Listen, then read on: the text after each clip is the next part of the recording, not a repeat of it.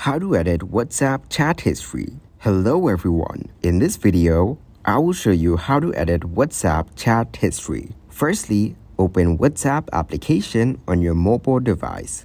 Tap on it to open your desired chat. Now, long press the message that you want to edit. After that, you will get to see multiple options, so select the edit option from the given list. Change the text as per your choice and resend it. Repeat the same process for other messages in the chat. By doing this, you will edit your WhatsApp chat history. Also, check out our video on how to know if someone has blocked you on WhatsApp without texting them. Thank you guys for watching this video. Hope you got some value. Make sure to like the video and subscribe to the channel to get notified for new videos. See you in the next one.